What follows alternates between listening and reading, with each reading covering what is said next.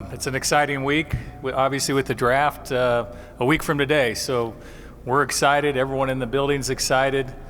I've really been happy with our draft preparation. You know, it's been a collaborative effort with Vic, John, myself, the college scouts, the pro scouts, the coaches, and really everyone in the building. It's been an all-hands-on-deck approach. It's been a lot of good energy in the building. People getting to the work early, staying late. So I've been impressed with the whole building and the work they put in, and we're excited for the draft. Where we're picking at number 9, I really like it. I think we filled enough needs in free agency where we don't have to reach, for a player. We can take the best player, within reason. We have the flexibility to move up. We can move back. We have 9 picks. We have 3 picks in the first 75. So we're really excited. If we stand pat, we think we'll get an impact player at number 9. So we're looking forward to it. We feel we're in prime position to upgrade our football team. And with that, I'm happy to take your questions. Hey, George, Ryan O'Haller in Denver Post. One position you haven't addressed this offseason is quarterback. As you've dug into Drew Lock's first 2 years, do you feel like if you go forward with him in week 1, he can help you win games? Yeah, I don't know about week 1. We're really high on Drew. I like seeing Drew here every morning when I come in. He's working hard. He's trending in the right direction. As you know, he has a lot of talent. I think he's becoming a better pro. But we're going to still look at the quarterback position. I've said since I got here we want to bring in competition, and that's the goal. And we plan on doing that. As a follow-up on the quarterbacks in the draft, what are the strengths of Trey Lance and Justin Fields? Yeah, I mean, they're different. Both, elite athletes, both really strong arms, both really talented, smart. They have all the intangibles you want in quarterbacks and in football players. They're raw a little bit, but really high ceilings for both players. Thanks. George, Jeff Legwold, I had a couple. The first one being, as tradition, would you just care to say who the number 9 player on your board is right now? Patrick Smythe. All right. I hear he's stubborn and doesn't take coaching, but okay. He is very stubborn, yes. And he likes a lot of press conferences. It was a procedural thing. How did you handle sort of the grading? I mean, you came to a staff that was largely people that didn't come with you. So did you use the system they've used here, or did you? That's a really good question. We kept the grading scale that they had here. I didn't want to change 30 people. I thought it's easier for me to change. Now, we've made a lot of adjustments within that scale and the way we run our meetings and some of the philosophies, but we did keep the grading scale intact. And again, I just didn't want 30, people changing with the coaches and the college scouts and the pro scouts. It just made sense for me to keep that the same, and so we could kind of go, it'd be a little more streamlined. But we did make a number of changes in the meetings and the structure. And then last thing is, in your time in Minnesota, you guys never traded up in the first round. Do I have that correct? We traded up in the first round twice from the second round, I believe. Maybe 3 times. We traded up for Harrison Smith. We traded up for Teddy. But you never traded up from your first round pick. So. Probably, you're right. Probably right. And when would it make sense for you to do that in a general sense? If we feel a player is good enough to go up and get, and there may be players in this draft that are worthy of that. George, Troy Rank from Denver 7. Have you made calls yet to move up? And because it's your first year as the GM, how much does that draft capital weigh into, even if you do love a player that you have to weigh, is it worth, a couple of ones when we look at what San Francisco paid to move up? Yeah, we haven't made any calls yet to move up. We received calls to move back. And it really doesn't, being a first-year general manager doesn't impact whether we would move up or not. If we feel a player could help us, could upgrade us, and we feel he's worth going to get, we're going to go get. And a follow-up on that, do you feel like you can be patient and make that move on draft day, or based because you're on the phone all the time? Do you think this was something that would have to happen before the draft? I guess I'm asking, can you be nimble and patient at the same time? I think you have to be. I think this is a draft day trade because you don't know if that player is going to be there. And so typically these happen when you're on the clock, when they're on the clock. And so, obviously we had a few trades early, but they knew they were going to get one of their players. If we were to move up, we're not sure the player we're moving up for would be there. Thank you. Yeah. George Eric Delala, DenverBroncos.com. A couple for you.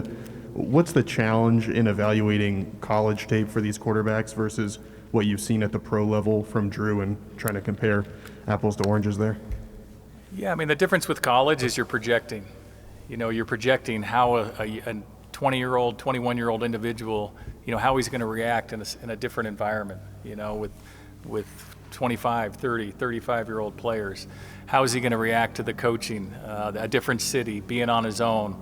So there's it's a big difference between pro scouting and college scouting, where college scouting you have to project, and there's a lot of work into that. You got to dig deep into each player, whether it's his mental, whether it's his character, psychological testing, the analytics. A lot of things go involved when trying to project a player, and there's no exact way of doing that.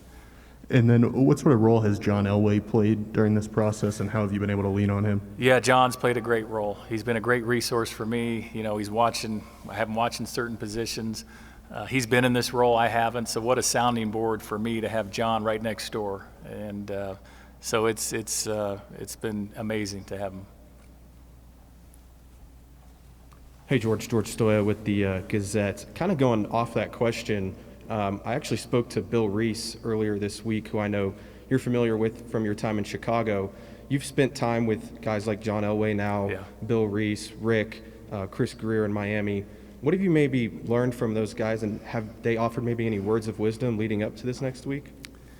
I haven't spoken with all of them. I spoke to Chris yesterday. He wasn't giving me words of wisdom. We're kind of competing, but you take something from everyone you've been around, and they all have certain strengths. And I don't want to go through each guy, but you do. I mean, for Mark Hatley, my first job in Chicago, just the rare instincts and the way he treated people. Bill Reese, I've never been around a guy who just knowing how to recruit, knowing players, evaluating players. Rick Spielman, just the collaboration, just the human being, the detail. I mean, I can go through each one, but it's you take a little bit of everyone and you try to use it, and at the same time being genuine, being yourself. Secondly, it looks like there might be a historic run on quarterbacks in the first, top 10 picks.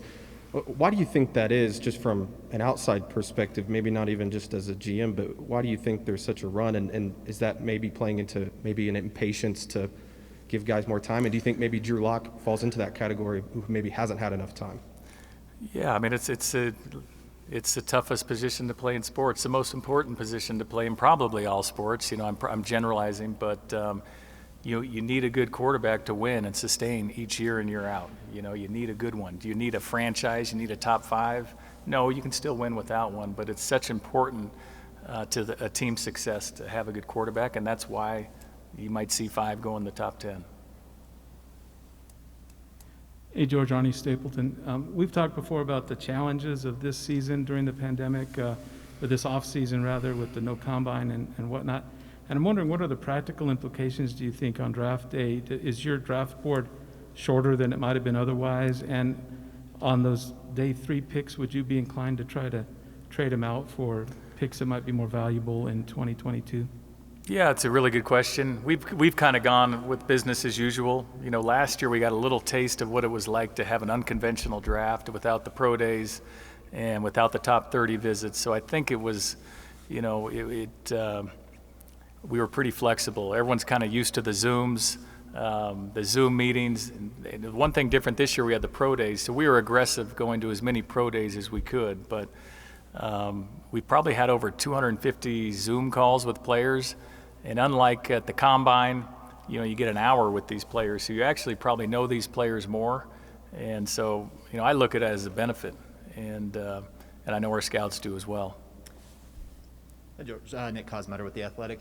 You said it during your introductory press conference that you viewed the kind of the offensive and defensive lines as sort of the core of the team. And specifically to the offensive line, what's just been your evaluation now as you've had a couple months to look at that group? And secondly, what do you see as sort of a, I guess the possibility of how much of a possibility is there to improve that group this next week? Yeah, I mean, I like our offensive line. I think we probably need a little more depth. I like the draft. I like the draft at guard and tackle. I think you'll be able to get a good offensive lineman in the first 3 rounds, maybe even 4 through 6. But, I think our offensive line is if you had to rank them in the league, they're in the top third. We just need to add depth. We need to add competition, and I think we'll do that. Hey, George, Brandon Christelle from KOA. I've got two for you. The first is related to the building and protocols. Yesterday, you guys had the vaccination event. How are things, conversations with the players and the PA, and where do things stand now as far as the rest of the offseason? You know, I haven't been on many of those calls. I've been locked in a draft meeting. You know, haven't seen the sunlight. But you know, that's a league issue. You know, a league and a union issue, and I'm sure they're talking through it. As far as the protocol, I mean, I've been here, I don't know, 4.5 months, and I've never felt safer. You know, we get tested. You know, we have social distancing, contact tracers, and I can't imagine there's another building in the Denver area that's more safe than this building. And then you kind of alluded to being a first-year GM and having taken all these experiences. I imagine being locked in a draft room, you're not paying attention to what people are saying on the outside or Twitter, but you talk to people around the league. Do you take any amusement when people are predicting, that you're definitely moving up or that you're sticking at 9 and grabbing this guy, when you catch wind of what's being said, of what you're going to do? Does that amuse you? Yeah, maybe a little bit. You know, I don't read it all. You know, we do read a lot of the mocks, and it's interesting, and we do go through those. We're going to have a lot of mock drafts as we get closer. So we do read some of that stuff. I think it's important. And but yeah, you get a little amusement, I guess. Hey George, Zach Stevens with DNVR. Thanks for talking with us today. Yeah. How would you evaluate the quarterback class this year, specifically the first round guys? Yeah, I think it's very strong. I mean, I think they all have. It just kind of depends what flavor you want. But I do think it's a strong class. You know, there could be 5 or maybe 6 drafted in the first round. So that's always really strong. But it's a really good class.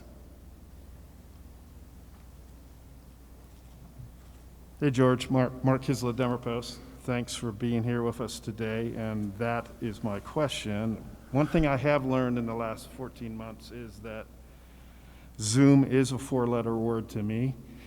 And in evaluating players, has there been any advantages? Is it a big disadvantage to do these Zoom interviews rather than get your hands on them more? And specifically with quarterbacks, where that leadership and the intangible stuff we all talk about can be so important. Yeah, you're right. It's really important to see these guys in person. That's why the pro days were really important for us.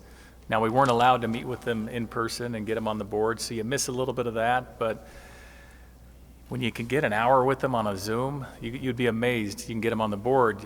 You can send them materials beforehand and have them study it and then take them through it. So there's a lot of things. Coaches are creative, scouts are creative, and I just think you just need to keep trying to figure out different ways to get to know these players. But the Zooms actually have been beneficial. You can have more of them. You know, when you're at the combine, you get 15 minutes to try to figure a guy out, and that's impossible. And so, like I said, we've had a number of Zoom calls, and it's been very beneficial. We the whole staff, the college staff, is, like I said, we've hit most of the pro days as well. So you get a different feel there, just watching a guy live. You know how he competes. You know, at any position. You know, is he going to run the 40? Is he going to go through all the testing? Or is he going to back out on that? You know, if he opted out, what type of shape is he in? You know, that's huge. So there's a lot of things. I mean, we're so used to adapting and being flexible. It really hasn't been that big a deal. You know, it really hasn't. And I get, from what you're saying, you actually think it's, in some ways, it's been an advantage to you. I do. I think it's an advantage to spend more time with the kid. You know, whether it's Zoom, whether it's on the phone, whatever. But Zoom obviously is the number one way can the guy learn it? You know, what kind of person is he? You know, what's his demeanor? What does he do in his free time? What are his hobbies? So you can really get into that. You have more time. You know, when you have 15 minutes, it's like speed dating, you know. And I've never done that. Patrick, you probably have, but I have. But anyway. Thanks. George, you know, you've had a strong offseason, getting a couple corners. You keep Vaughn, you get long-term deals done with Justin and Shelby. And the number one question that I would get on Twitter or Facebook is, what are they doing at quarterback? Yeah. I mean, so what would you tell Broncos country about that as this offseason has played out and you've filled so many and addressed so many needs, and then nothing has happened yet at quarterback? Yeah, I understand it. I mean, it's we do like Drew Lock. So what we don't want to do is force it and bring a guy in, overpay a guy to come in, and he's not maybe he's not as good as the guy we have, and maybe he's not good enough to compete. We want to get the right guy, and we still have time. There's a trade market. We have the draft. The landscape may change after the draft. A team drafts one, maybe that quarterback's on the market. So, we're going to be patient, not force it, but we do realize we want competition, and I've said that since I've gotten here, and that hasn't changed. Follow-up, Jawan James, have you been able to talk to him, and what is the expectation now for Jawan? Have you been able to kind of get eyes on him and see what? Yeah, but he's been here. He's been working out. He looks great. And the expectation is he starts at right tackle and plays well. Thank you. George, a couple of questions about guys from the 2018 draft. Have you made a decision on Bradley Chubb's fifth-year option, and then Cortland Sutton is eligible for an extension now? Anything happening there? What's kind of your philosophy on guys going into that fourth season in terms of extensions? Yeah, two of our core guys, and we want them here a long time, but we're not going to address that until after the draft. We're strictly focused on the draft, but those are two of our guys. Hey, George, the players who opted out of this past college season, you probably don't take it as a one size fits all, but do you have to do a little more digging as to why they opted out and whether they fit what you guys want to do here? Yeah, you want to know why, okay, and what they've been doing, since they opted out. And it's telling when you go to a pro day and a guy who's opted out is out of shape. That's telling. You've had all this time to work out and train, and you show up and the other guys are in better shape than you. But we evaluate them like everyone else. We're going to watch the tape the last time they played, and that's the evaluation. Then we'll get into the character and can he learn, and we'll get into all the other stuff. But we evaluate them like everyone else. But yeah, we do want to know why, and we don't penalize them for it, but we want to see what they've been doing. And so, I've been to a few pro days where maybe the guys weren't in the best of shape, and that's not going to help their cause, And then different topic, you signed Kyle Fuller and then also Kareem Jackson. What'd you like about Kyle's tape from watching him in the division, and how surprised were you that Kareem came back? Yeah, Kyle's just so instinctive. He's a savvy vet, really good ball skills, great anticipation, fits what Vic's doing here, obviously. He had his best year with Vic. And so just to get a guy like that as late as we did was just a big bonus. Now we don't have to force it, in the draft. We don't have to reach.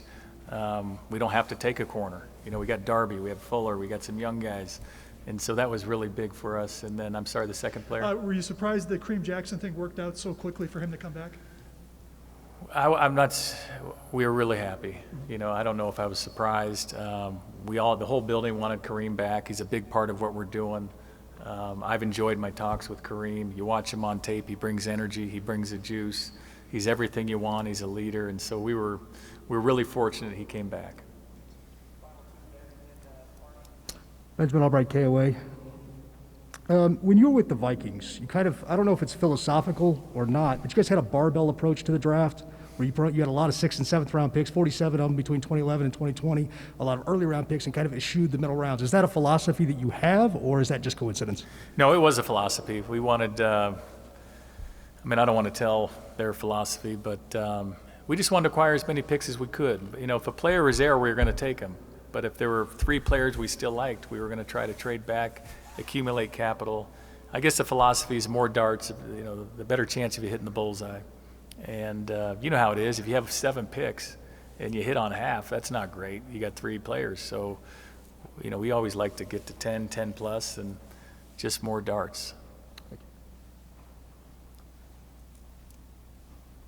Hey, George, there's a little bit of a movement from the Players Union to J.C. Tretter's advocating, given that the season last year played out well and not having really an in-person off-season, that he would like to get rid of OTAs and everything altogether.